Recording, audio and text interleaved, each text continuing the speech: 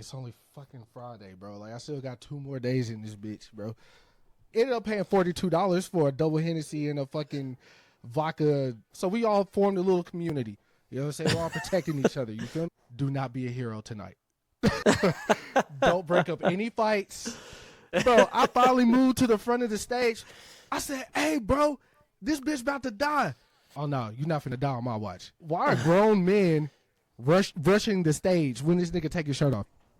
I just see him like drop to his knees and his homeboy gets on his shoulders. Right? He got a camcorder, so he's recording the show. So I'm like, bro, what are y'all doing? Like, y'all niggas is acting strange. Never doing it again. I'm not going to any more shows where young niggas is going to be at. I'm going to the Isley Brothers. You know what I'm saying? Smokey Robinson, Sade. You feel me? I might even go see Andre play the flute. But I'm not going to see no nigga that dressed like me in the same spot. Like, you realize it's been, what, a year since Takeoff got murdered? Like, today. You feel me? And it's like, senseless shit, bro. I can't get behind it, bro. Yeah. He took some of that bounce, went to New York, did the New York DJ shit, mixed it together, and he is the bridge of, like, why some of the people, like, UGK and shit work with, like, New York artists and shit. Like, because I don't think you understand how disrespected Southern artists were at the time. Someone said, like, Thug has been out for less than 24 hours and the nature is already healing. Yeah. She is the snake in the grass, and she was waiting to strike, and she got both their ass. Yeah. The biggest lesson here is company you keep. Remember that. The company you keep.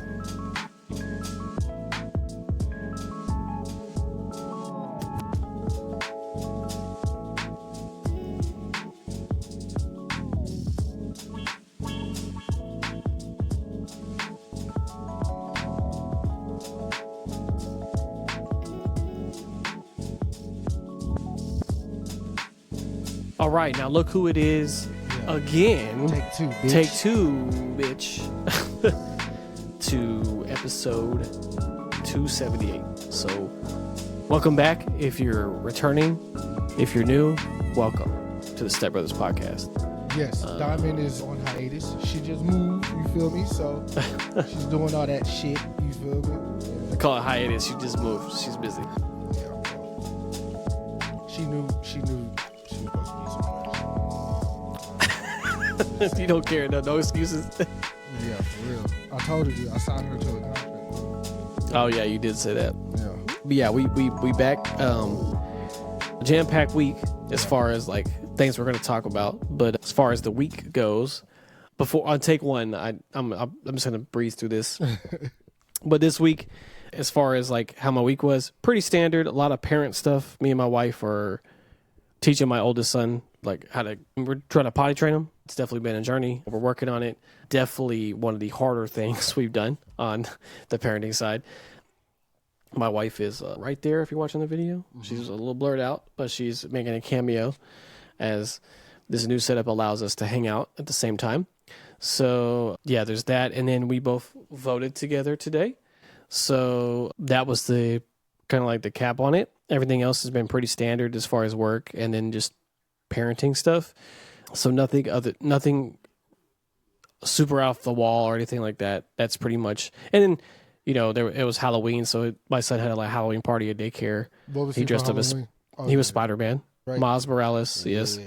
So I definitely could not wait to do it. And then by the time he got home, that costume was disgusting. Okay. But was crazy. Like, that caught all the dirt. He wasn't really dirty himself, so that was because he had a little outfit on underneath too. So. That was interesting. His first, like, real, like, Halloween celebration, like, actually knowing what's going on and everything. So that was fun to see him get excited. I'm really, Shelby and me are really excited to see how he is for Christmas, though, because, like, Christmas lights are, like, Shelby's shit. Yeah. So, like, we're ready to get that rolling. What about your week, Christopher? It's been a journey. It's not. Yeah, even you said yours yet. is more crazy. Yeah. Like, I just thought about it, like, fuck, it's only fucking Friday, bro. Like, I still got 2 more days in this bitch, bro. Or you can say just 2 more days, Think of it like that. Nah. I still got 2 more days. All right. It started off cool. When got my hair dyed, I really wanted it done. I've been wanting it done, but I didn't really have a reason to like jump at it to go get it done. Uh-huh. But I ended up going to see Gunna on Wednesday. So I was like, oh, this is a perfect opportunity. Let me go after work Tuesday and get that taken care of because the show was the next day. Kind of skeptical because I didn't know how it was going to turn out. And it's like, okay, it's permanent, whatever the fuck you're going to do. So, like, live with it. But it turned out dope to me. How long did it take? Bro, she breezed. I went to a salon, actually, a Hispanic lady that my coworker used to work at that salon. Oh, okay. So she referred me, and she ended up showing up, too. So shout out to her. Didn't need her to, but shout out to her. I did need translation, though, because she, you know. Yeah. I did need her to. I called her. I was like, yo, tell her XYZ. But, I see. yeah, 20 minutes. She told me to sit under the dryer for like 20 minutes. Okay. Then it came out. It was done. Bought some like oil from her. It smells really good. I don't know how well it works for my hair though. So I just started using it as like a moisturizer. Yeah. Because it smells good. Double that up with the curve, you feel me? So the show. Good old curve. Yeah. Bro, this is going to get you all the compliments in the world. That's a classic. That is a classic. Bro, you put me onto the Polo early back in our young days. The YSL, they don't Tiffany. make my... Oh, the black, right? The double black. They don't make it anymore. They make regular black, but the double black was my favorite. Yeah. Tyler's cologne. I've tried all these colognes. That Tyler cologne was nice though. It was nice. Every time I wore it, I was like, that's some good shit. I've never gotten more compliments about how I smelled wearing any of those than Curve. This shit, trusted, not going back. $40, bro. Can't beat that. I mean, it's a classic. And I'm a cologne guy. Yeah. So like, it's definitely like, you really can't go wrong with Curve. There's like 3 ones that you just can't go wrong with, and it's Polo Black, yeah, Curve, and then Aqua de Joe by Giorgio Armani. So like, those are the ones undefeated that you can just know it's just gonna work or smell like good. Yeah, really works. Shout out to Curve. I really miss Usher VIP though. That shit was good. I never tried that one. That was good. So the show was Wednesday. Now, mind you, Yeah. I haven't been to an actual concert In a while, right? since Ye did Yeezus. Oh shit. The very next show I went to after that was Division, right? Division, Yeah. right? And that was, we had a table, we were sitting down. It was R&B, you feel me? Very intimate. Right. So I'm getting ready for the show, listening to Gunna all week. Like, yeah, hope you do this, hope you do that. You feel me? Yeah. Because I never flipped on Gunna with this whole YSL, Diddy snitch, all that shit. I was like, yo, this young man made the world is yours or whatever. So like, I mean, he's good in my book. So the show started at 8, and for people that don't stay in Dallas, the show was at Southside Ballroom. Southside Ballroom. Obviously, never been. After the fact, I got a couple of like tips on what to do when you're going to a concert. The first on the tip list, is to familiarize yourself with the venue. Like the capacity, like, you feel me? Yeah. All that type shit. Where the exits are. Yeah, you know? Southside gets tight. Oh, it got tight. Real tight. It's hot in there. Last $3 tight. You feel me? Yeah, it's hot in there, man. So we get there probably about 5. Lines already starting to form. I had on like a full leather outfit. Again, I didn't know what I was walking into. Chris always wear this leather shit. And I wore fucking Timbs. So that was also like dumb. Oh, yeah, I fucked up. Yeah, I fucked up. definitely. So we get in the show. We're actually extremely close to the fucking stage. Like, I was not expecting that. We're in there. I actually, first thing I do before the room fill up, I hit that motherfucking bar. You feel me? Go to the bar. Of course. Get the See double. what they're hitting on. Get the double Hennessy. Ended up paying $42 for a double Hennessy and a fucking vodka Red Bull, and a Welcome water. to Dallas. Yeah, but Yeah. Mind you too, dog. And I know you can edit this out. I don't know if this is safe for YouTube. A nigga was geeked up. Okay. Adderall, the coke, and shrooms. I was all the way like You're geeked. blasted. Right. I'm ready to enjoy. I'm ready. I'm like, you feel me? I'm here. He was ready for the. And I'm drinking Don Julio on the way to the show. Oh man. So I'm heavy. You feel me? Off Get in the there. Don and the Henny. Oh yeah, That's a devilish combination. But guess what? I'll get to it. I'll get Okay. to it. All right, Okay. so come back from the bar. Yeah. Meet a girl. This is her second time seeing Gunna, I think. I think she's like following him. You feel me? Like she's going to like all the shows she could go to of his in the Okay. area. So I think she said she went to the one in Houston. Okay. I don't know. She went to another one. So chopping it up with her, she's actually who I got the water for. Because she came by herself and, made her a part of our group. Yeah, no child left behind. I meet a couple of Hispanic kids or whatever. I don't really know how old they were. They were old enough to drink, but that's all I know. And I hear one of the girls tell the other girl, like, he looks like Lucky. I'm like, bitch, what? But I didn't say nothing. I heard her say it, but she didn't say it to me, so I didn't say anything. One of the guys she was with ended up pulling out his phone, and he was watching the World Series or whatever, so we all kind of like just chopping it up about that. It was like two younger dudes behind me, like 22 or so, I think they were saying. And they were being nice, friendly. So we all formed a little community. You know what I'm saying? We're all protecting each other. You feel me? That's good. So we're getting restless, bro, because the tickets say the show started at 8. It's 8:30, 8:35. It don't ever start on time. I don't know that, Dalton. Yeah. I'm like, bro, where's this nigga at? I actually yelled. I said, run it back, Turbo. Like, I started laughing because niggas was like, yo, bro, we getting impatient. I was like, this nigga think he Michael Jackson or something. We cracking jokes. We having a good time. All of a sudden, Dalton, I hear a girl scream. Ah! I'm like, what the fuck? So I look behind me, and you just see a group of girls panicking. And I don't even know. I just see girls panicking. So I'm like, yo, what the fuck going on, bruh? Yeah, you're like, what's happening? Yeah. Fast forward. My group told me off the rip, because the people I went with know me, right? Uh-huh. So they look me in my eye, and they're like, Chris, do not be a hero tonight. Don't break up any fights. Yeah, don't try to do anything. Like, matter of fact, if anything breaks down, like, come more towards us. Like, don't separate yourself and try to get in the mix type shit. Don't help. And I was like, okay.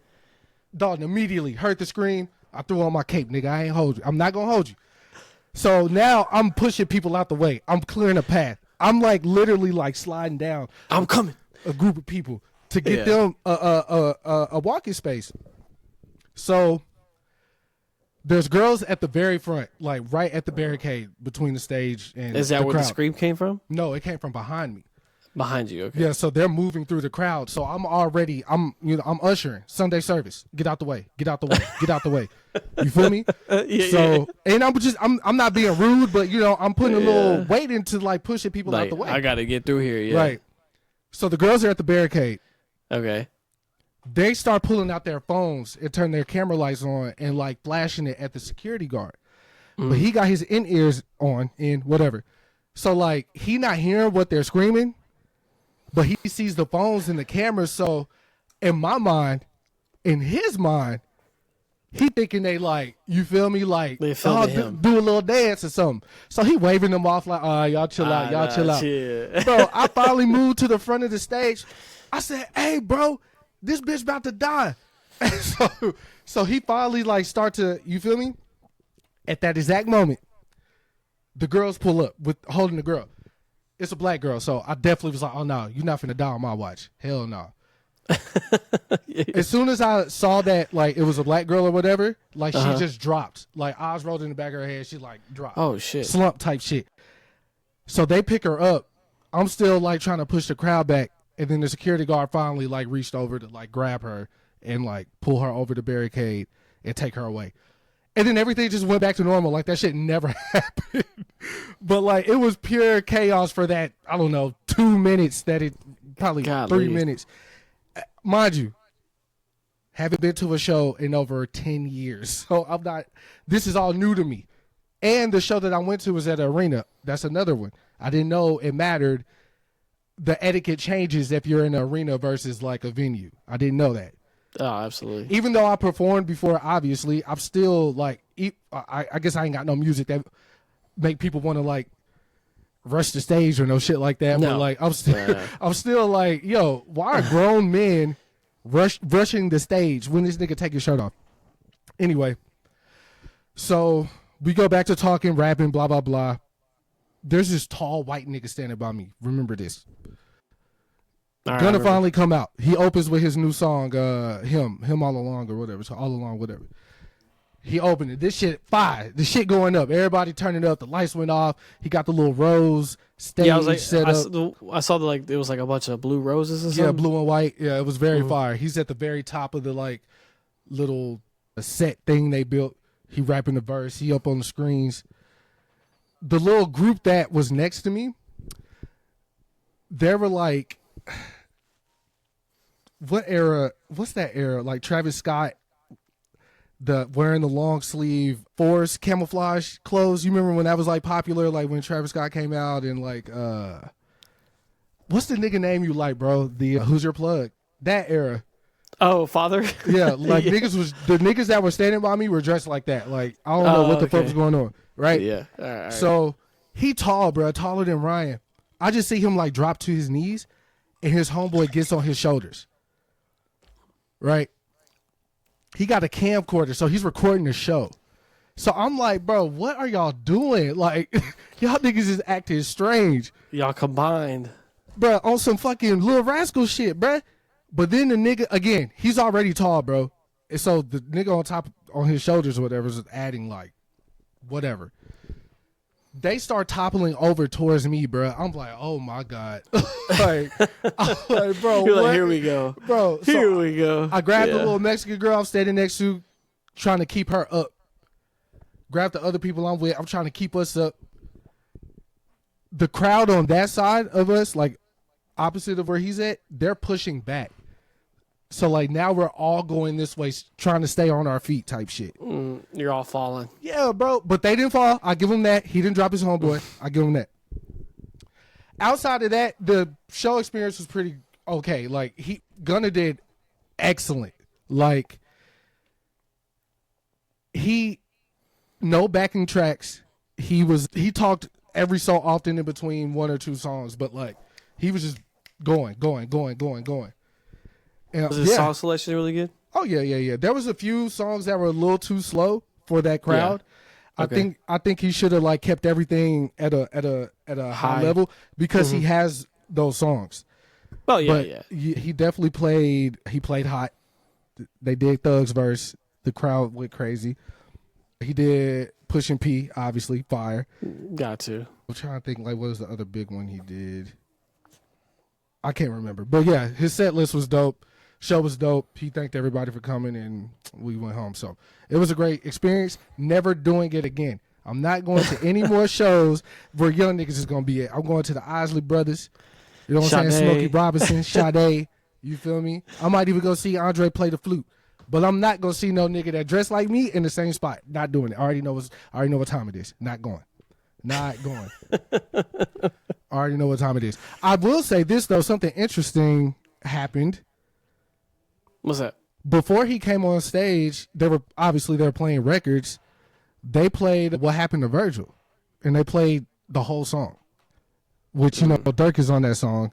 And I think Dirk, like, definitely, like, shamed Gunna for the allegations against him and ratting or whatever. Yeah. Which ultimately, you know, like, because now Dirk's, you know, so I don't really know if that was ideal for him, especially knowing what we know now. With Dirk being held right now, I think he's still in Florida. I don't think they transported him to. Not that I knew. Yeah, I don't know if they transported. Yeah, but if you guys been living under a rock, obviously, Dirk had been picked up in Florida on charges of what was it on? Murder. Well, it was murder for hire. Yeah. That's the buzzword they're using. And this is for the untimely death of Quando Rondo's cousin. I think his name was Lil Pap, if I'm not mistaken. That took place a few months back in California. I think they said it was like outside the Beverly Center, and there's cameras everywhere out there, so they were going to get caught eventually. Yeah. That's been a wild storm. That actually broke after our last pod. Like, we wrapped the pod, then get on Twitter, and like it's in shambles. It was like because he had just like received the key to the city. Yeah. They took that shit swiftly back. Yeah, back. Yeah, it's been a shitstorm. So Well, it just honestly the news train hasn't stopped. Like honestly, and especially the music world. Like usually, like music world is a specialty, but like it's been kind of like one thing a week. Now it's like this week is just bong, bong, bong, bong, bong. it's just nonstop. Yeah, man. I don't know what you want to. I mean, we're talking about Gunna.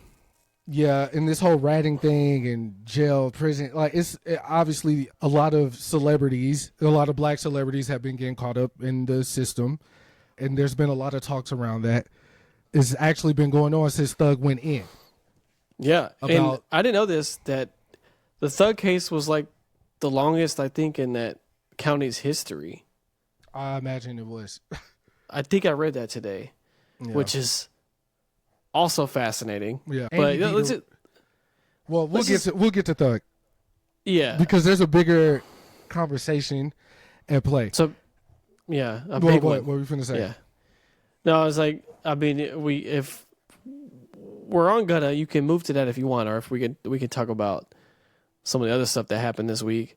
Because those are like shorter conversations. But I kind of want to get the heavy stuff out of the way because it's on my mind and on my heart to say.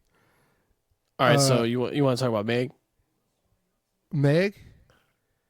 What's the heavy stuff? What No, are we talking the about? Dirk situation in the community and hip hop and Yeah. all that shit. Okay. Yeah. All right. So I've been like thinking about how I actually wanted to come in here and talk about this particular situation because I feel like the internet has no true like I feel like the internet's easily swayed. Yeah. So if for sure. Ironically, the popular vote is going to win. If a gang of people are going to say that Drake lost, then Drake lost. You know what I mean? He did, but I'm just saying. Like, I'm just saying. Groupthink is real, right? It's a very real thing. And the main thing is like because with internet, we've said it multiple times. We all know this, that every information's like access at your fingertips, right? Mm-hmm. And you can debunk anything you want yourself, but a lot of people don't go past first click. Yeah. That is the biggest thing, which is why we're seeing what we're seeing in these election things and just news in general. Like you'll see a fake article about, I'm gonna say, we'll start something simple, like a fake Marvel movie coming out, and then someone will click that one fake link and be like, "No, I saw it today on Twitter that Blade 7 is coming out." Yeah, You're like, bro, what? Yeah. What are you talking about? And it's like that for this kind of stuff too. Like once enough traction happens, is like the problem is that once enough people say it, you solidify it as a fact. Yeah. Like it is what it is, and we're done. Yeah. Like, and that's part of like the cancel culture thing as well, because because what that really means is that the majority has now turned against you. Yeah. And that's just it's that part is done. Like you're just cooked in that. Like no matter what you do from this point forward, like you're just done.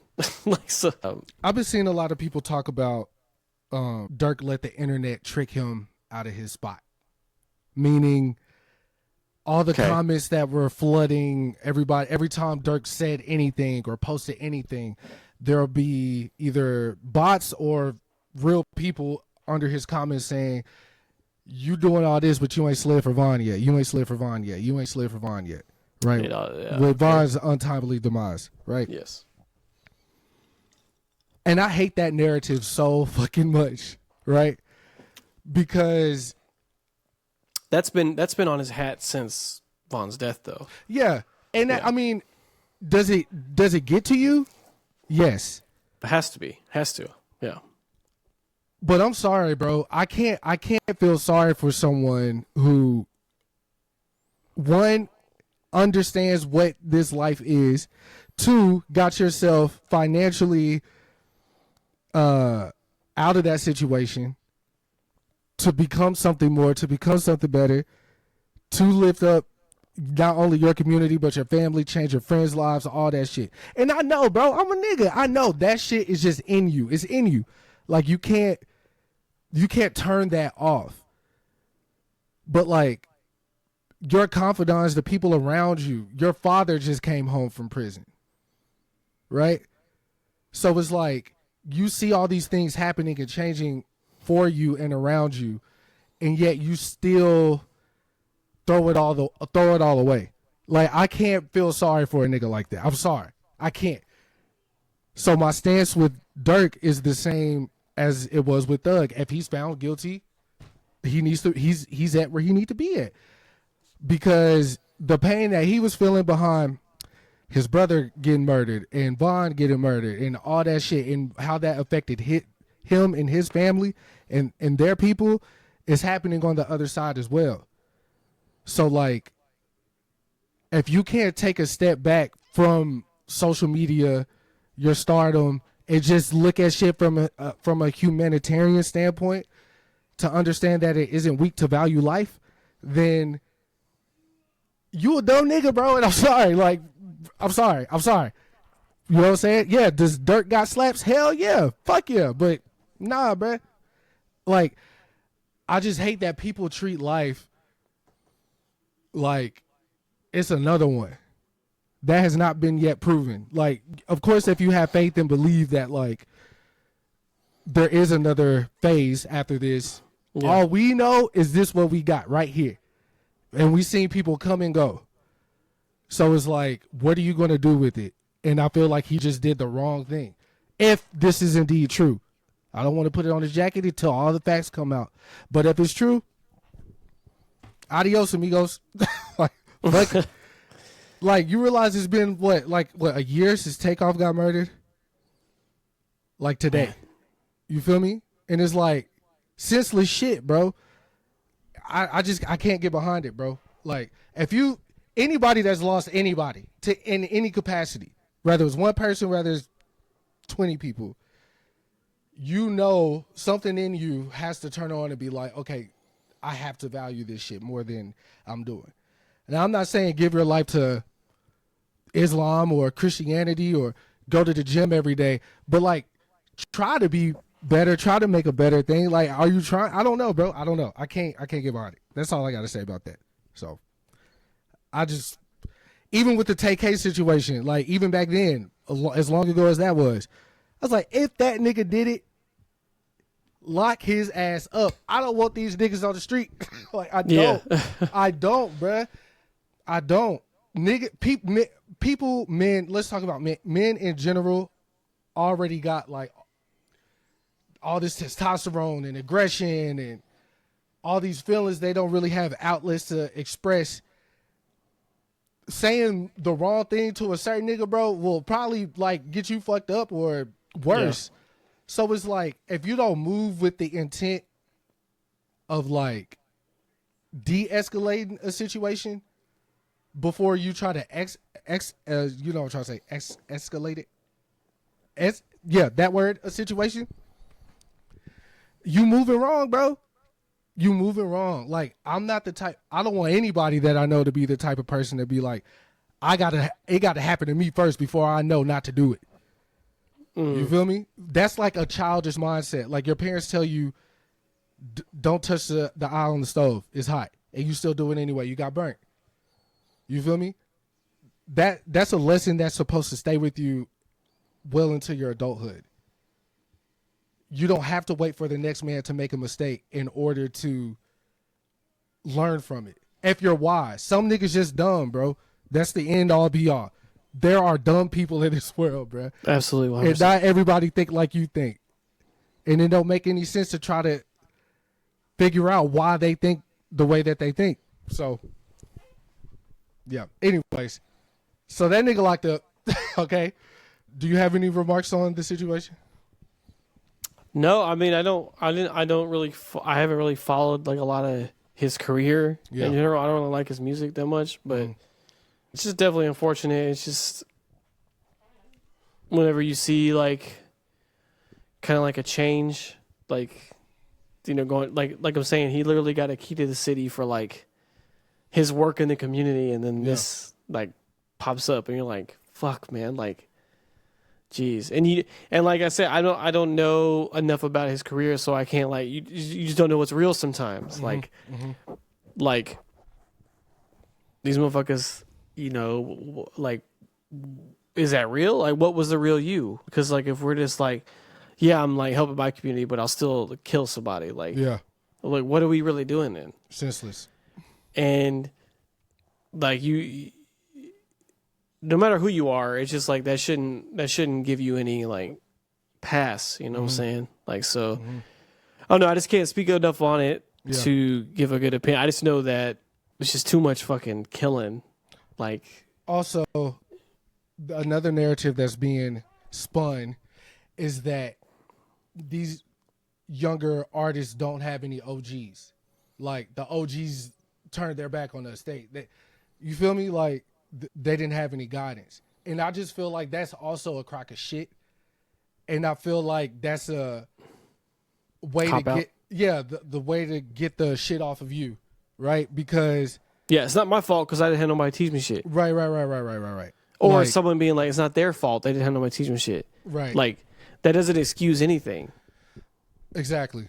But like, also, in that vein, what they don't ever bring up is like, no, did someone try to tell someone they didn't listen? Have we asked them that fucking question? Because that is more prevalent to this generation than anything, is that they don't listen. Yeah. They gonna figure it out for themselves. Because a lot of these... no, it's admirable. Yeah. But the thing is, like, when we talk about... When you kind of spin back and be like, I didn't have anybody to, like, guide me. Yeah. Did you not? Did someone try to guide you? Yeah. Because I see a lot of these motherfuckers still out here existing and doing stuff. Like, you don't see Snoop Dogg's hand still in the pot? Yeah. Like, stirring it up? You don't see him... Any West Coast artist, Snoop Dogg is right fucking there every fucking time. It never fucking fails. He's always right there. So I don't know about you not getting tapped in. I think you hit the nail on the head with the did you listen? Because you probably had someone who tried to put like, hey man, you doing some goofy shit. Man, you don't know shit, old man. Wallow is the prime example of that. Oh boy. Okay. Not only did he sit Thug Nail down, he sat Dirk Nail down too. Because he did like 20 years in the pen. You know what I'm saying? First hand experience. Not only that. See, when I'm dealing with these young niggas, bro, I always say I'm not gonna tell you anything to hurt you. Right. Like I'm telling you what it is. Like, you take it or leave it, but I'm not trying to steer you down the wrong path by the information that I'm giving you. You feel me? I'm on your side. Whether they choose to accept that or not, it's cool. But my job is done. I offered the help. Another thing is like it's the old saying: you can lead a horse to water, but you cannot make them drink. And then, like, to end this, and then go to another joint right quick. Like, Hov said it perfectly. Like I told you, sold drugs. Nah, Hov did that. So hopefully you don't have to go through that. I knew it then, nigga. I just listened to the nigga on the radio. Like, do as I say, not as I do, my nigga. Like, this ain't for you. I'm telling you. Like, I'm trying to give you $1 million a game worth $9.99. Yeah, if you're going to do it, here's the blueprint. But I'm letting you know what comes with this shit. Yeah, I did that. Speaking of Ho, though, we did lose an iconic figure. I don't even want to say a culture, bruh, but it is some culture shit. Like, but he was bigger than the culture. DJ Clark Kent passed of, I want to say it was colon cancer. It was a whirlwind too, because like me and Chris had just talked about it before, that someone had said that he died when he wasn't, he didn't pass yet. And everybody was like, woo, he made it. Like we like, and then sure enough, like literally like a week later, or maybe 10 days later, it was like, no, he has passed officially now. Yeah. Talk about a fucking gut punch, man. Like, look, if you don't know who DJ Clark Kent is, he is the reason why we have Hove. Yeah. He is a major reason why the sneaker culture is the way that it is today. We're eating off, his table, his plate, so to speak, as far as Nike Jordan is concerned. Also, obviously he's a DJ, phenomenal DJ. The most hated DJ crew in his time because they were so good. You feel me? Also a producer, did Sky's the Limit for Biggie, did Brooklyn's Finest for Hov and Biggie. A sleeper though that I don't know if a lot of people know he had his hand up in was I Love It by Kanye with Lil Pump. He co-produced that with Ye. You're such a fucking... And I love that song, bruh. Yeah. And he also did Ecstasy with Ye too, which is crazy. I've never heard a sample being chopped like that before.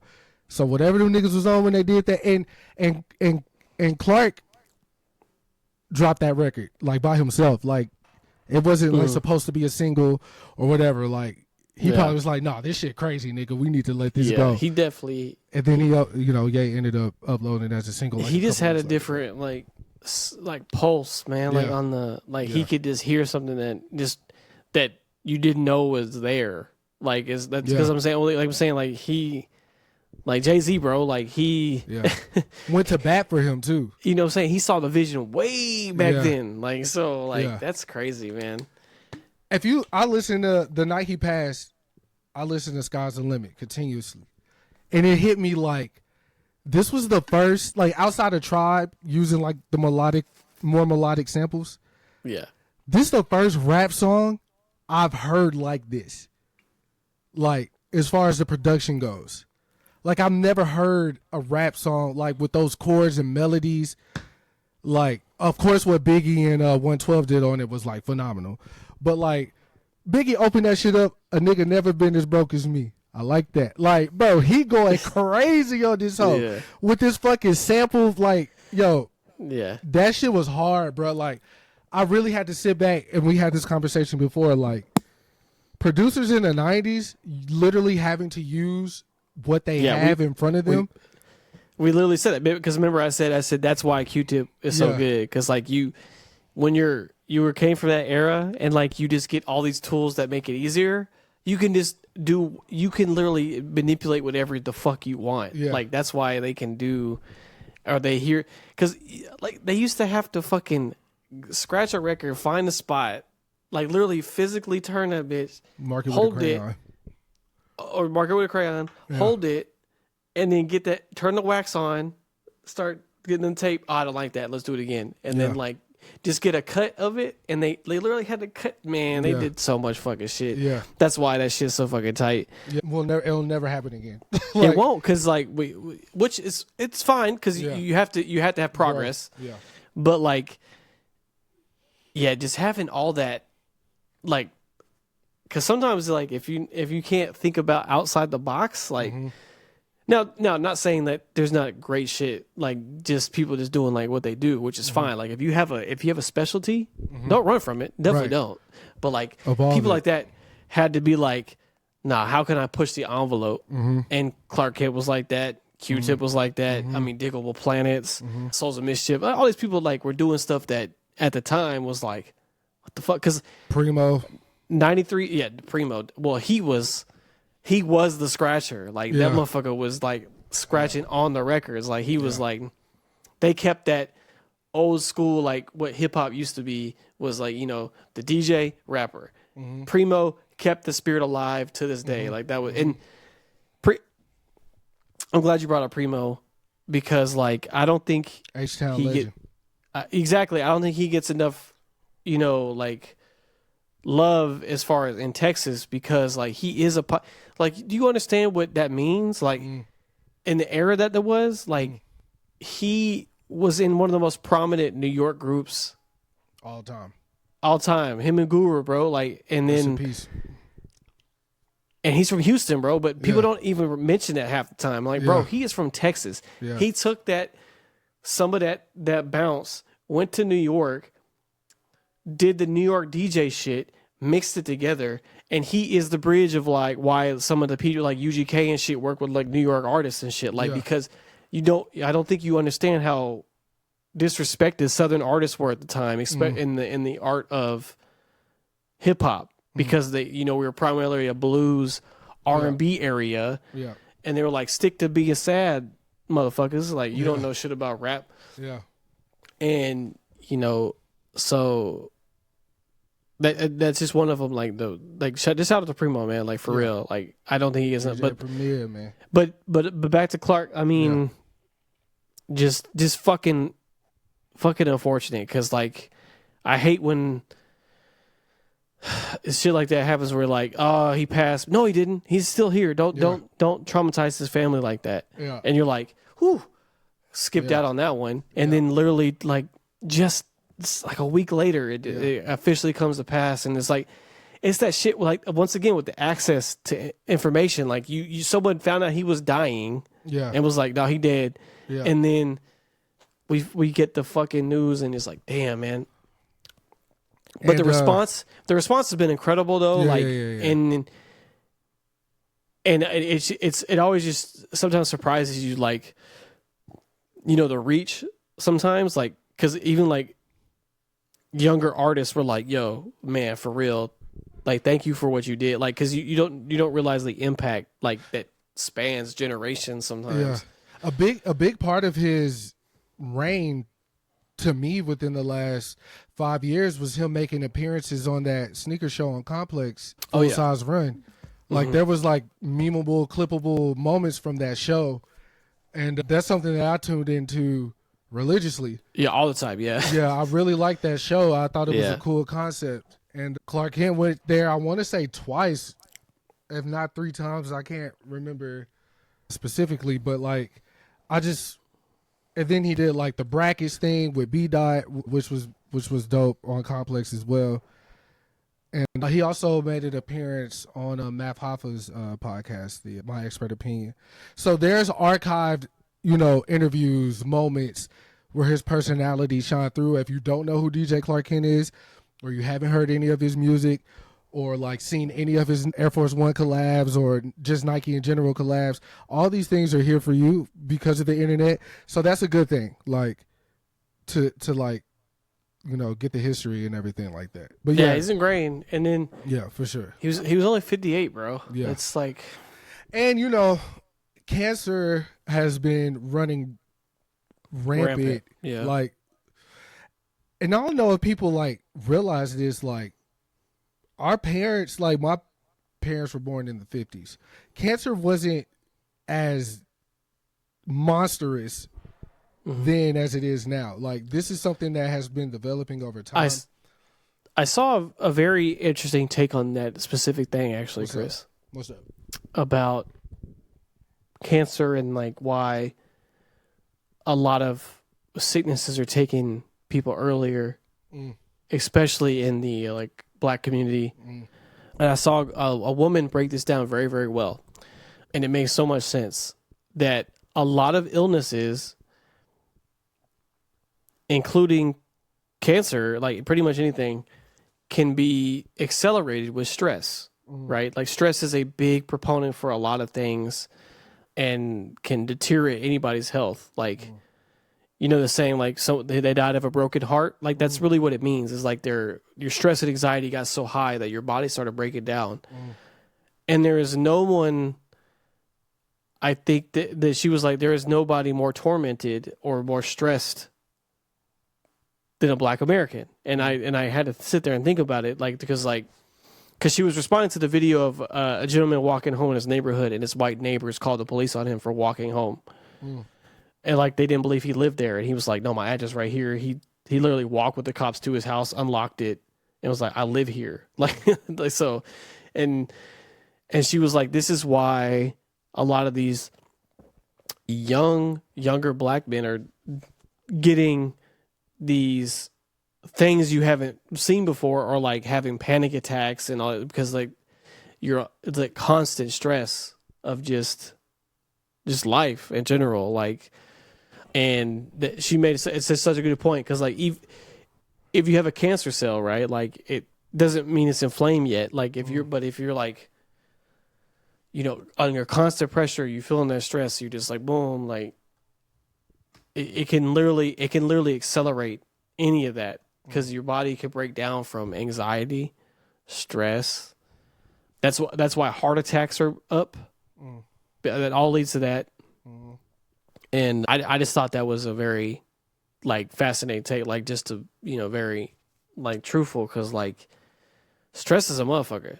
So like, and it can like, you could be out for a day, like you have no energy to do anything because you're just so fucking like up here. Yeah.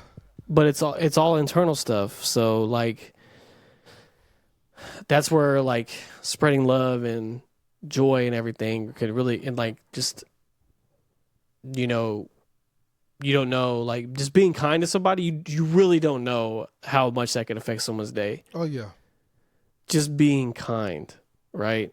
So telling somebody good morning, or like asking someone how their day was, because you don't know if that question literally was like, man, I'm glad someone finally asked me how my day was. Yeah.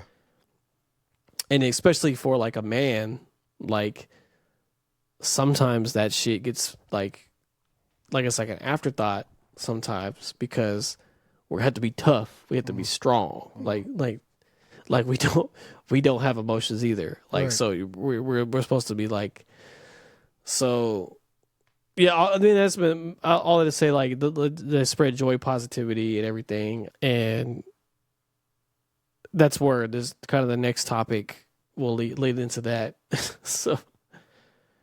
Yeah, I just want to, in closing, I agree with everything you said. Everything starts with the choice. You could choose the way your day starts. You could choose the way your day ends. And yeah, it don't cost nothing to be nice and see someone, actually see someone. You know what I mean? So, yeah, y'all. Thank you for coming on our TED Talk. I don't know what the next topic is. No, I was saying, we're 47 minutes in, so it's about time we get to it. So, speaking of love and kindness, the trial has ended. He is free. Sex is free. Free sex. Young Thugger. Yeah. Thug. Yeah. Jeffrey. He is free. The trial has ended. Yeah. As of yesterday. Drop an air horn. Do something. Thug free, bitch. It has been a long road. We have debilitated plenty of times on this show. First you get that money, then you get that power. But it is official. He has reached a plea deal with the jury, because this, like I said earlier at the beginning of the episode, it was the longest case in that county's history. Now, it comes with a lot of its stipulations. Like, he's not just walking home and having a good day. Yeah. But better than jail, as we say. Yeah. Well, better than prison, because they were talking about 25 years in prison. Yeah. So he got 15 years probation. He has 15 years of probation. Yeah. Conditional, another 20 if he doesn't abide by everything in the stipulations. Now, the big one, other than the 15 years of probation, is that he could not step foot to Atlanta. He's basically excommunicated from the Atlanta metro area. Yeah. He cannot affiliate with any gang members or any former gang members. The only people that he was, which I thought was super dope, he literally asked the judge, he's like, can I please talk to Gunna? Yeah, work with Gunna. They're and my brother. Contractually obligated to do music together. So yeah. He was like, I need to talk to Gunna and my brother. Yeah. That's it. Which they granted. So he could communicate with Gunna. He can go on tour. He can still tour and do shows.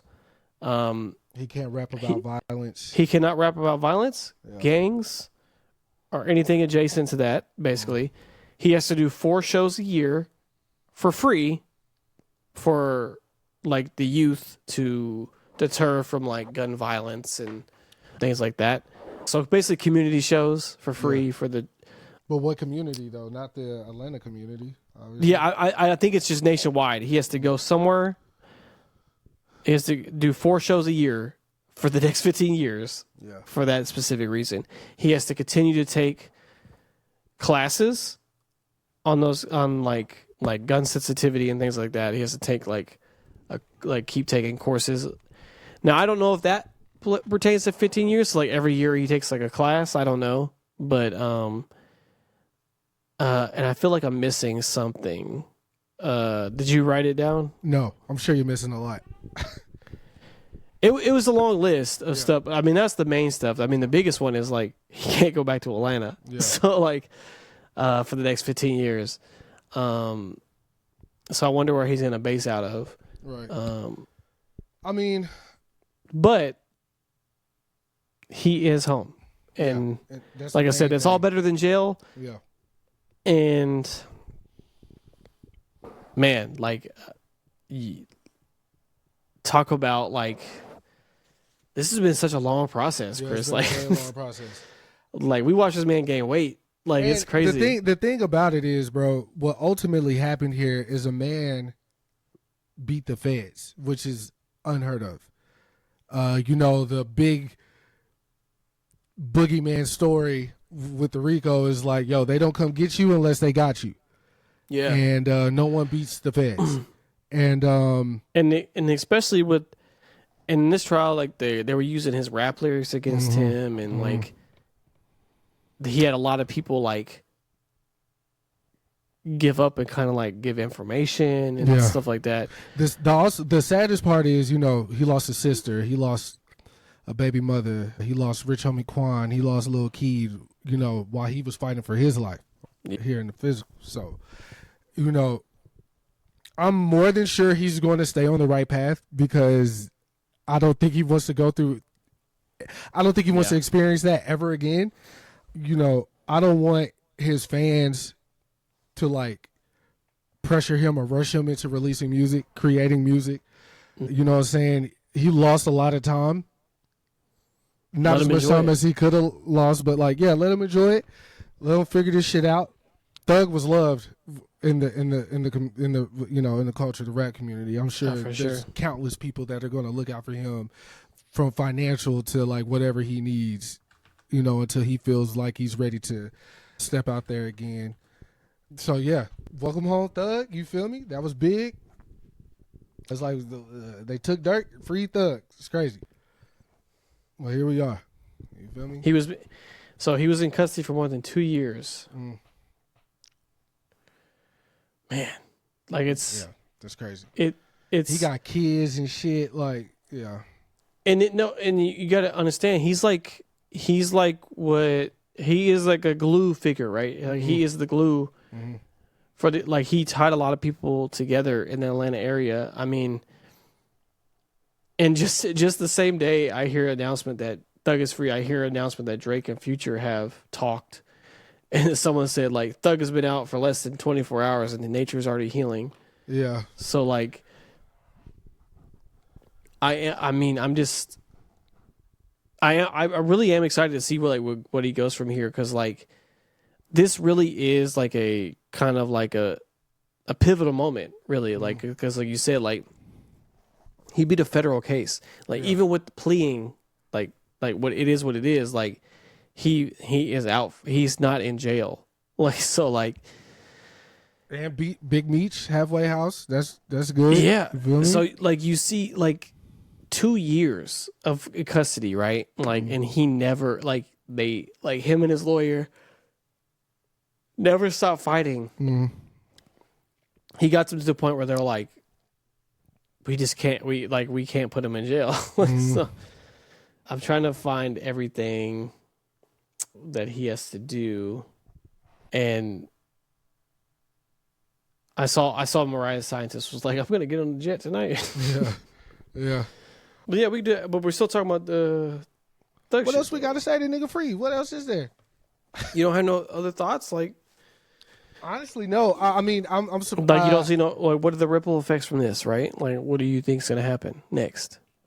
Obviously, he's gonna make music at some point, but like that's not the point right now. I think that I think him and Gunna are gonna have a long talk,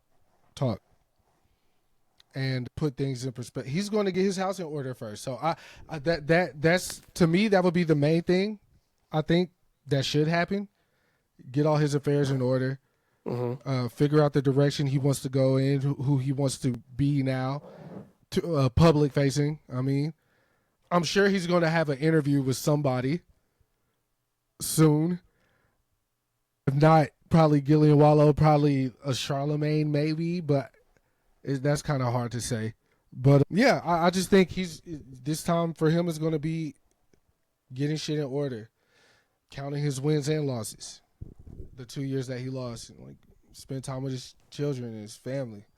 I definitely do think everyone owes Gunna an apology. Now, Yeah. yeah, The rappers that spoke out on Thug's behalf, quote unquote, towards Gunna, that stopped collabing with him, that had to watch Gunna build himself back up and kind of break the mold and have a hit with Fuck You Mean and put out 2 albums and tour, his own tour, no openers, no nothing. Like, I think what him and Thug built, like what that means to them, it means something deeper than like I think a casual fan or a super fan would really understand. And I think Gunna deserves all the praise for keeping that situation going through the adversity he had to go through. okay, Because of like all the rumors swirling around him. Oh, you the reason why Thug, blah, blah, blah, all this shit. So like, really, man, I hope that obviously, well, I don't really know. I can hope that their relationship is good and it gets better, because I don't think we'll ever see that type of like loyalty again. Like almost blind loyalty. Like, again, I had this nigga go out, make the music, do the tour, get the bread, keep the label afloat, look out for who you need to look out for. I just think that shit's admirable, commendable even. So like, yeah, man. yeah, that's really my thoughts on it. More so about, yeah. So anyways. Because, yeah, in times of adversity, you really see who's like really about you or not. Yeah. Oh yeah. Oh yeah. So 100%. That's the most important thing. So let's just get it. I mean, okay, so also this week, Megan Thee Stallion's documentary came out, on top of like a deluxe album. Let me just say, Bigger in Texas, I love that video. I love that the OGs were in the video. The video, the song, Slim Thug, Scarface, Paw Wall, Lil Kiki. There was somebody else. Sauce Walker was in there. Sauce Walker was in there. Yeah, like, let me just say, phenomenal video. Love the record. When it dropped on Twitter, I was like, hell yeah, Meg. Nah, this is the Meg I fuck with. You feel me? But like you were saying, though, she dropped a deluxe and a documentary. Yeah. I believe on Amazon. And obviously, the situation with Tory and the shooting came up. And a clip from the documentary went viral. You're correct, it's on Amazon. Yeah. Went viral. So she's talking to someone, based off the clip, I don't know who she was speaking to. But she's talking to someone, and she was like, Gayle King, yeah, I wasn't expecting her to ask me if I fucked Tory. So of course I lied. I lied. And you know what I'm saying? I only fucked him once or maybe twice when I was drunk, and he always called me when I was drunk, blah, blah, blah, right? So of course this sends the fucking, it sends social media into a fucking frenzy, right? Yep. You got people saying, oh, women lie about the men they sleep with all the time. Then you got other people saying, oh, she's always drunk. She knew what she was doing. Oh, she lied on tour. It just sent this shit to another place, right? Probably reopening some wounds, right?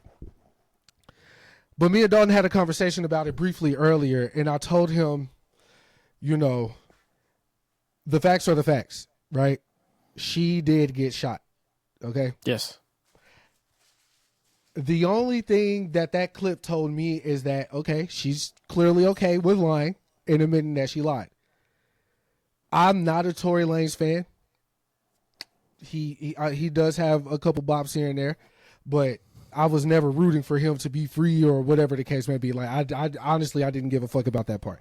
I don't want someone innocent being in jail, obviously, but I mean, you know, I'm not going to put up the good fight for the brother. Like, you know, yeah. hire the right lawyer, I guess, right? Yeah. But it dawned on me that, you know, even during the trial, it kind of swayed me into believing that he didn't shoot her and that it was, the Kelsey girl or whatever. But I'm not here to assign blame or anything. I'm just, and then my other takeaway is, obviously you watched the doc, like you being Meg Thee Stallion. You knew that this particular clip was going to be controversial. So you knew what this was going. Yeah, you knew what this was going to do. And I'm sure your advisors told you what that clip was going to do, and you decided to add it anyways. So this is her, no makeup, no nothing, like bare, giving it all out, right? I just don't think that was smart to do. Like, leave that clip in there because of what could come of it. Okay. But again, I'm not taking away she was injured. I just don't believe it was Tori that injured her at this particular point in time in my life.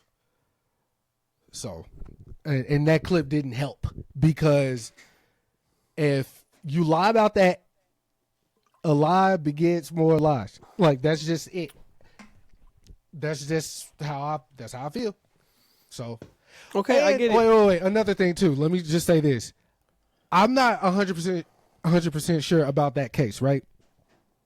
I don't know if he wasn't on trial for shooting Meg. He was on trial for gun possession, right? Being a felon and having the gun. So it was the state versus Tory Lanez.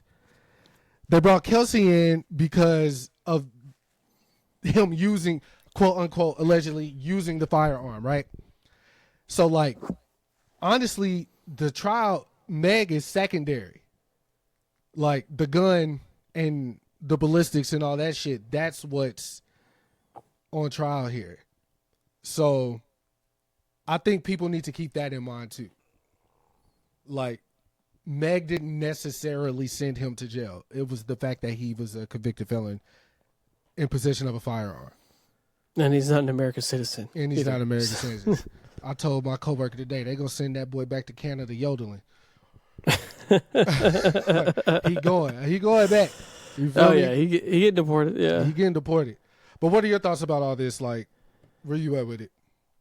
I mean, so I do agree that, like, a lie can start creating a chain of lies, or like then you don't know what to believe at some point. I do believe that happened, but I do with celebrities in general, like, they have what's called media training, right?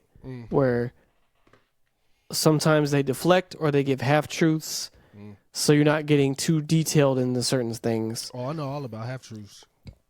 And I was telling Chris, like, this literally just happened in football, right? As to make an aside to it. So there's a quarterback for the Indianapolis Colts, Anthony Richardson. It's his second year in the league. He checked himself out of a play because he was tired.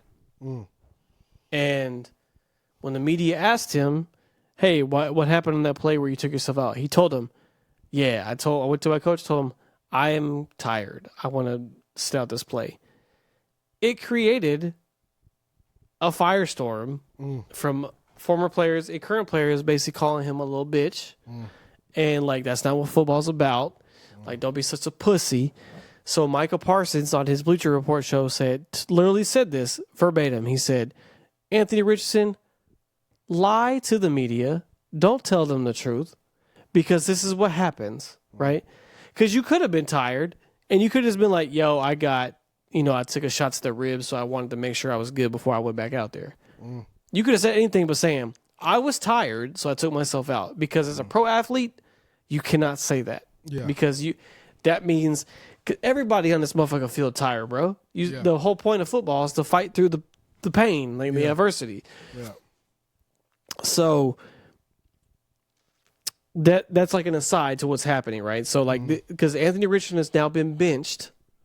He's benched for the next game. He will not be starting.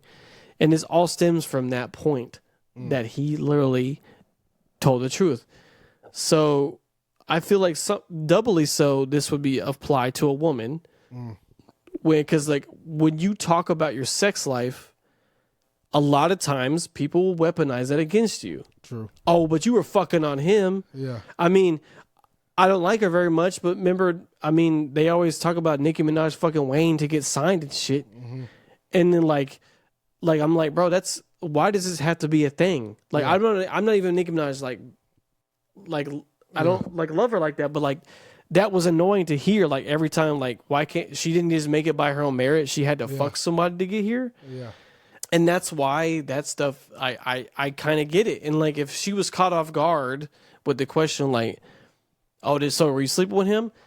Yeah, she probably was like, nah, bro. Like Gail, back off. Yeah. Like come on.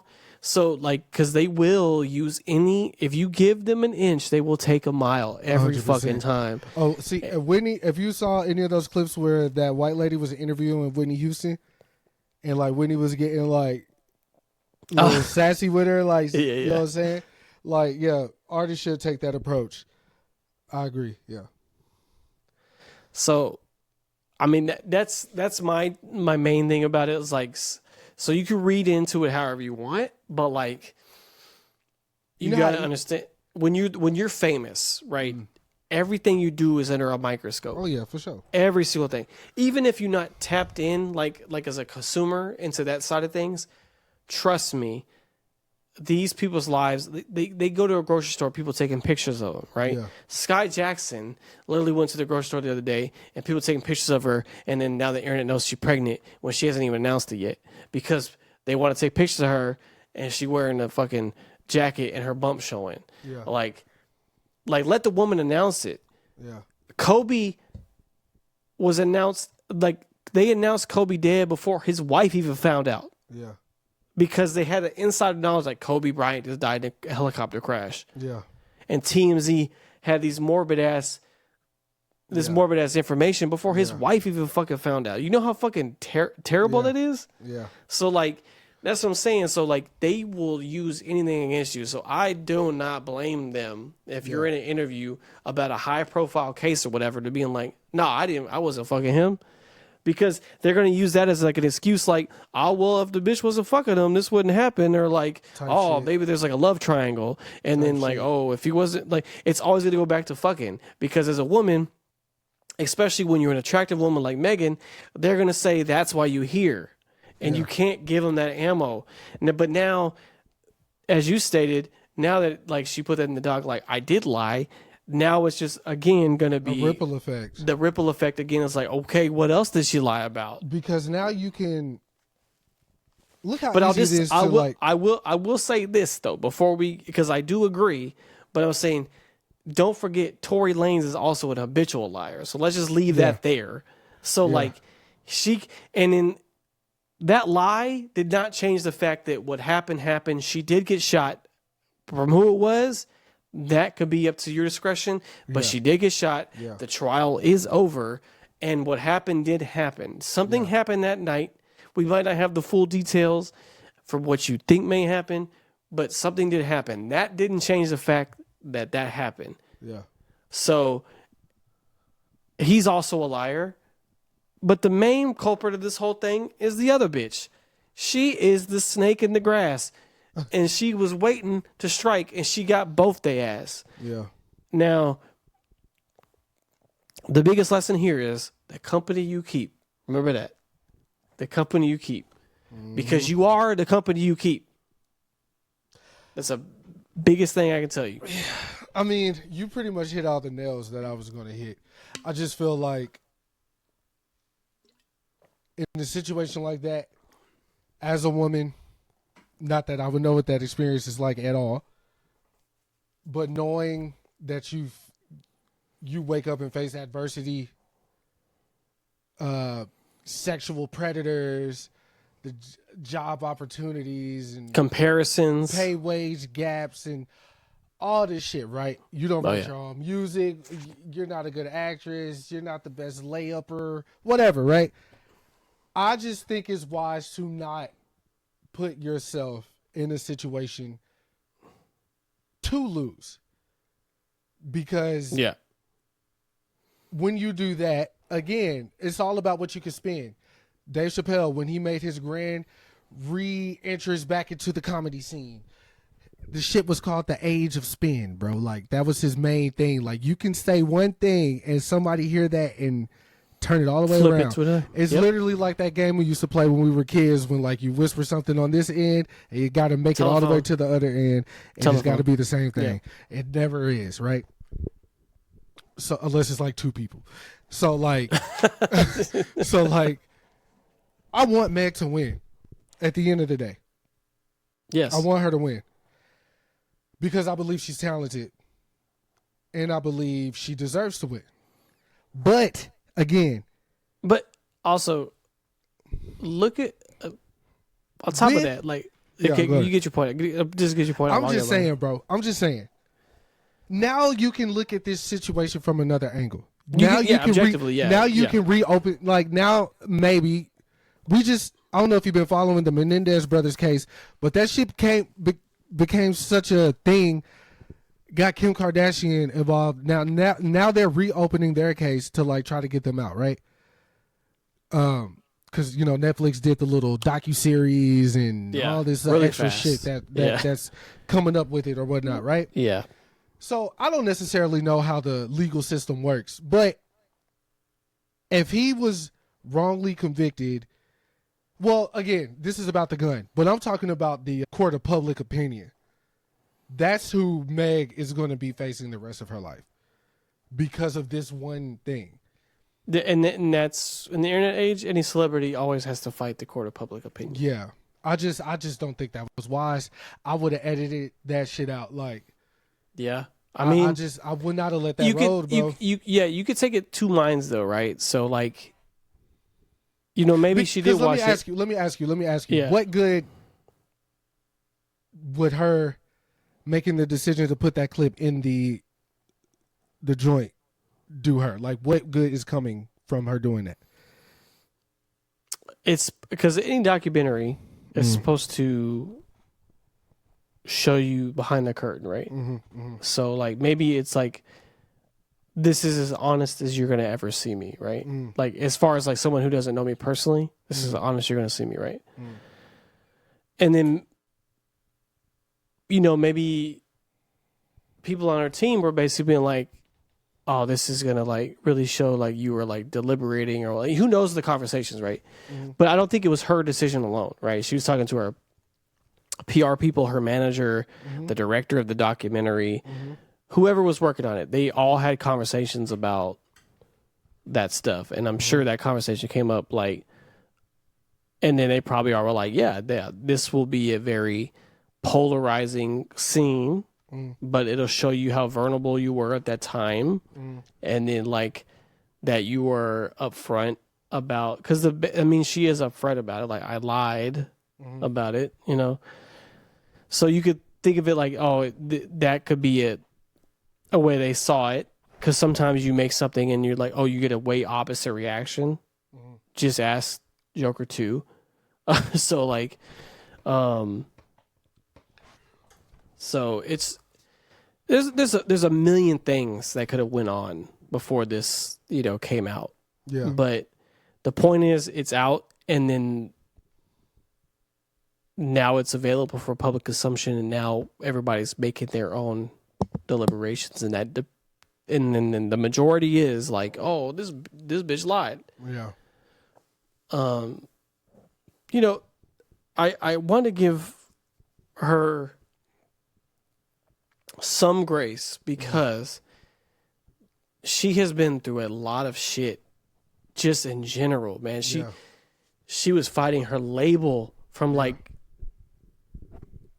day one almost. Yeah. Like, her mother passed away. Yeah. And they were using people were using her mother's death against her. Nicki Minaj. Like, she's getting attacked by Nicki Minaj just because she's like a poppin' artist right now. She has this very upfront court case happening with a shooting. You know what I'm saying? Like, of course, like, she chose to be with those people. I'm not going to sit here and say that's not true. Like, she got involved with Tory. That bitch was her friend. Nobody was really in her corner during this period. Like, she didn't have nobody on her side. So, like, she has been through and it all happened in, like, quick succession. Like all that shit was just happening like back to back for her. Like imagine that. Like, and don't forget she's won a Grammy. Like she's like, so like with all the good, like there was just stuff like it was like it just stuff kept raining down on her. Like so maybe she needed to make this documentary just to be like, yo, like sometimes you forget these people are fucking human. I don't know why it's hard to forget, but they are. Like remember, money doesn't go with you when you die. You know what I'm saying? So like none of that goes with you when you die. And we've seen plenty of successful people kill themselves because they're not happy. Because once you're at a certain level of fame, like nothing you do is normal ever again. Yeah, facts. Cameras are flashing in your face wherever you go. People asking you the fucking same question 10 million times. Imagine being an actor, right? Yeah. You got to do a promo for this movie. You're being asked the same questions over and over again unless you go to Hot Ones, right? Or Nardwuar. Yeah. And then you're doing that all day. And then you try to go have fucking dinner with your girlfriend, but you're Tom Holland, your girlfriend happens to be Zendaya. Yeah. And so when you go out to eat, you can't even go to fucking eat. You have to like book a private restaurant and shit, pay even more money just to make it a fucking normal evening. Yeah. So like, I can't imagine the pressures that like people have to normalize celebrity, like the celebrity isms of the, like it should be normalized. Like I should be able to speak to another human being without that type of attention. You know what I mean? Yeah. But also it's double-sided because, you know, you stepping into these professions, history shows you that this is what comes with it. Yeah, you got to know. So this is a choice to be out there. You could be a recluse like Frank Ocean or whoever, you know what I mean? Pop in, pop out, do what you got to do. But like you said, like once you reach a certain level, like when you're fucking Zendaya and like Tom Holland, like it's gonna be on and popping for you, my boy. Like buckle up. Like y'all are like the it couple. Y'all's movies rock. Y'all are movies together. Like people are gonna seek you and want to be around you and shit like that. But ultimately, I don't want these people to stop living a life, bro. Like hell no, that shit crazy. It's lit outside sometimes, not all the time, but like. But I'm just saying, like all that stuff. It does need to be normalized, though. Yeah. Like this stuff goes in your mind, and then so like, I don't know if they thought there was going to be anything to it, but you just never know. Sometimes like the smallest thing can get people riled up. You know, sometimes you know. But it's. I mean, sometimes you should know, but sometimes you don't because you're sometimes you're just like you're so far removed from it. You're like, oh, nah, this will be fine. And then, like, you don't know it sets people off. Like, you really don't. So, you just got to be really careful on these interwebs, especially. But, you know, shout out to her. Wish her all success. Thank you for the new record. Yeah. You were from Texas, so I love you. Always. You have given me good energy for so long, you know, and saying, like, and you got to, you know, you stand for Beyonce. So, but speaking of Texas, I think our last thing is about Texas in general. So okay, so you had one of our famous questions. At the concert, right? Everybody was talking about where they were going to go eat it after the concert. So it was between Whataburger and Waffle House, and we were having just a huge discussion. I believe what ended up coming out of it was like women are rarely going to choose Waffle House. Like they came up with the thing that like Waffle House is really for men type shit. Like that's a man type of environment. I would agree unless you're my wife. Right. I know. Trust me. I know. I mean, Waffle House. Because my wife's dad used to work in corporate for Waffle House. So she said he would always take her there while he was working, and she used to get free waffles all the time. So like Waffle House is her shit.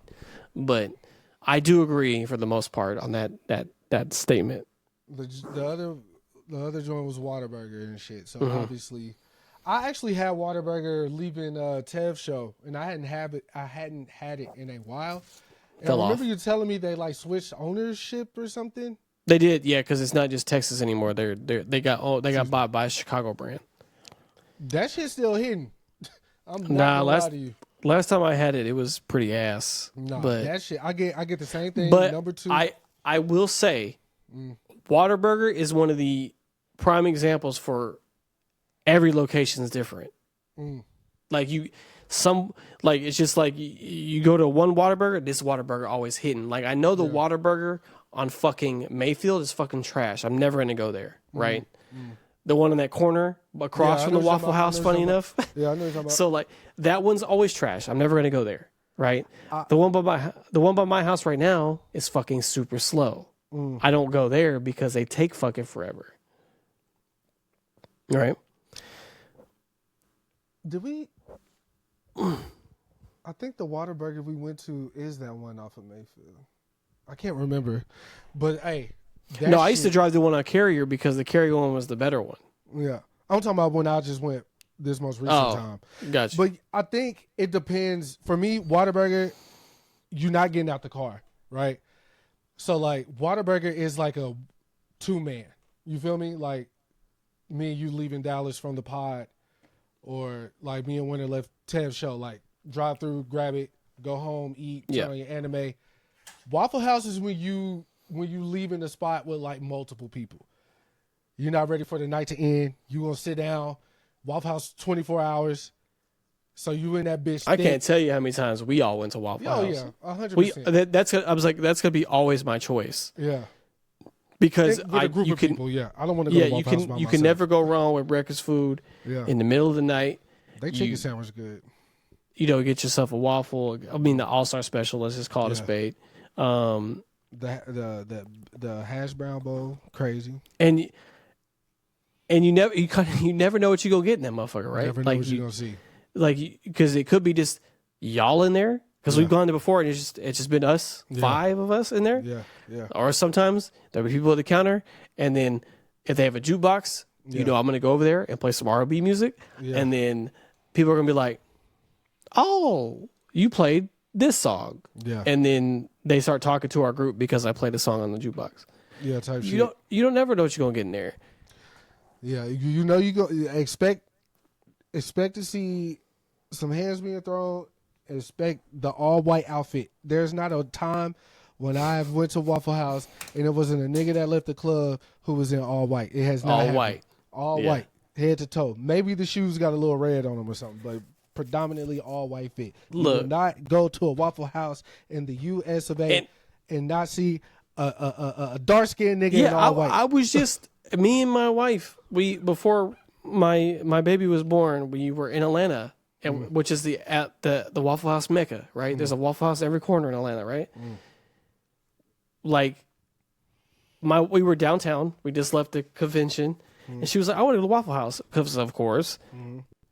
And she was trying to go to the one downtown. I was like, "Shelby, you don't realize that in Atlanta, Waffle House is the club, bro. They have security at Waffle Houses there, right?" Yeah. And I told her we're gonna have to go to a different one because that downtown one is like you gotta wait in line, like that kind of Waffle House. And sure enough, she goes in there and like, yeah, they're not. And I was like, yeah, we gotta go to the one like by the university or some shit, like Georgia Tech. Should have told them it was for Keith Lee. Yeah, they would let me in there, huh? Yeah. And just walk in and be like, I'm about to have a waffle. But that's always my choice. Like, Whataburger's fine. I like Whataburger's breakfast though. So like, what they serve it at 11, it's 11 to 11, right? But like, at that when I'm leaving, like if we left off the record, I'm going to want to go to Waffle House more. Every That's time. what I'm saying. Like the energy level, you feel me? And Yeah, the energy level. It's a bigger bang for your buck for me. Yeah. And it's just fun to like not know what's gonna happen. Yeah. We know what you're gonna get. But I'm gonna tell you what option I will never pick after the club, which is McDonald's. No, I'm like this is how you know you in a different place. Is if someone's like, let's go to IHOP. I'm like, nah, bro, this ain't you in the wrong community right now, brother. I had some like, great IHOP moments, memories. I don't dislike IHOP, but that's never in the discussion. Yeah. Like after we have fun, like we're never like let's go to IHOP. IHOP is what we used to do in high school. Type After shit. like oh, let's meet up at IHOP before this, or like after the game. When I dropped Talk to Me Nice, that next day, Ridge and Dad picked me up, and we all went to IHOP before we came to your house to do the pod that next day. It's the in between restaurant. It's never the after. Yeah. The after 100%. parties at Waffle House. IHOP is like, I just want some pancakes. Waffles. You said McDonald's though. I didn't know. I feel like that. You always be dry hating. I don't be dry hating. I'll say that shit out loud. Okay, well, you be hating for no reason. Then how about that? However, I do want to go get a Happy Meal for my son because they have Mario Kart toys right now. I did see that. So I want to try to get my son a Mario really bad. Yeah, you should definitely try. He fucks with Mario really bad, really heavy. But yeah, I'm definitely saying Walmart for sure. I mean, not Walmart. Not fucking Walmart used to be the club too when it was 24 hours, but Waffle House for sure. If you're not from Texas, shit, where do y'all go? Yeah, I'm like very what's curious. y'all's local watering hole? Because I know Waffle Houses are pretty widespread, but like I know like Whataburger is not. So like I wonder what like if you're like I know what it is. Like I know Carolina at least or Atlanta Cookout, bro. Yeah. Cookout for sure. I had the cherry wine, but I ain't eat there. Yeah.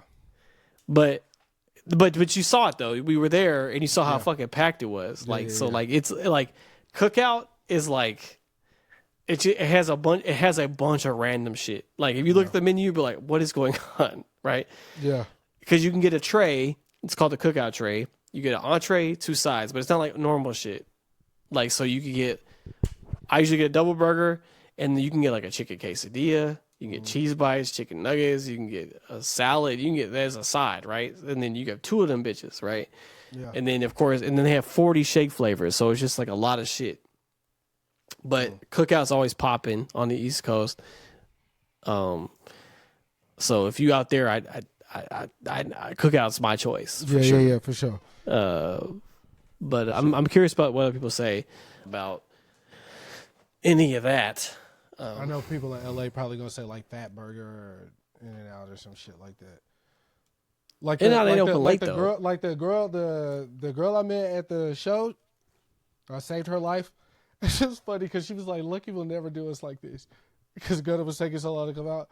Oh yeah, wait, to go back to that. So I heard her tell her friend like, "He looks like Lucky." So I was like, okay, whatever. So she finally leaned over and told me, he's like, "Hey, you look like Lucky." So of course, the age-old response to any time of somebody compare you to somebody else is like, "Is that a good thing or a bad thing?" And she was like, "It's a good thing." I was like, "Word." So when they're talking about the food and shit, I think she was like, "Whataburger's trash. I love In-N-Out." And it was like, I'm an LA girl. It was just a little funny tidbit about that. But I don't want to get into that because I don't want to make no people from California mad. But In-N-Out I had suck. In-N-Out one time. Obviously, everybody agrees the fries are trash, but the burger's okay. I still wouldn't put it above Whataburger though. That's crazy. Oh, that's crazy. But the thing is, the burger's fine, right? Mm-hmm. But it ain't worth the price. No. The fries are abysmal though. Yeah, I don't even know Abysmal. why they doing it. Top 5 worst fries ever. Oh yeah, without a doubt. For sure. Without a doubt. Clean cut all the way through. Look, I ain't gonna hold you. I'm fucking sleepy, bro. Yeah. So, I mean, if you made it this far, please hit that like button, the thumbs up. Hit that subscribe button. Yeah. Hit the bell to get notifications when we drop new episodes. Whatever you need to do. Our views are going up, but I need people to subscribe, bro. We trying to get to that 1,000 mark so we can do some other shit, you know what I'm saying? Yeah, we trying to get out the hood, man. Don't got babies and shit. I'm trying to get out this living room, bro. Yeah. But yeah, man, like, subscribe. Thank you for coming in and tuning in. I'm trying to make a new release schedule because I want to make a clip and post that on Fridays or Saturdays, and then the episode comes out on Tuesday night. Also, our last clip on TikTok went crazy as expected, but I instantly got called out because during my rant, in my excitement, I said the villain, whenever the villain says to the antagonist, And I meant to say protagonist. Protagonist. So they cleaned me up in the TikTok comments. They also got on Dalton's ass like, well, actually, Christopher Nolan made this film. Like that was cool. I'll say this now. Like, you could make fun of me all you want. Yeah. I think that shit funny as fuck because at the end of the day, I wasn't wrong. So like, no, you weren't wrong. But it's cool to see people engage. I saw a dude say something like, "That's why I read Western novels or whatever, because of like how the characters are built and shit like that." So it was cool. People were interacting with each other in the TikTok comments. That's only happened like. Well, people comment, but like actually interacting with what's being said. Yeah, like moving. Yeah, having a conversation. Like our Taylor Swift clip was like huge. Yeah, that's automatic though. Community. But yeah, we'll be back next week. Hopefully, Damen will join us. Hope she gets settled. I'm off like 4 days next week too, so like I'm Hell going to Chris. I'm going to Baskin. I got to go to the dentist on Friday. Hell yeah. But birthday is on Tuesday. Yeah. Happy early birthday. So this video will be out with my wife. It was birthday. How's she it's also it's also election day as well. So get your vote in. Huh? 32? I'm not gonna tell you my wife's age on this fucking broadcast. What are we, 12? No, yeah, should be 31. No, sorry. That's why you didn't want to say it, because you didn't want her to go inside your head. 31. Because 3 year difference. Yeah, the last election, I remember we were at y'all's apartment for her birthday, and that's when you made her the album, the wedding album, beat tape, and all that shit. So yeah, was it the election I would tell you what I got her, but I don't want, because I don't know if it's gonna make it on time, so I don't want to spoil it. Right. But I got her 2 things. Word. Well, yeah, tell us all about it next week's. Well, if I get it, because I really don't know when I'm getting this shit, but yeah. But anyways, I'm finna pop these melatonins and drift off, brothers. All right, man. We'll see y'all next week, man. Y'all take care of each other, love each other. You feel me? Peace and chicken grease.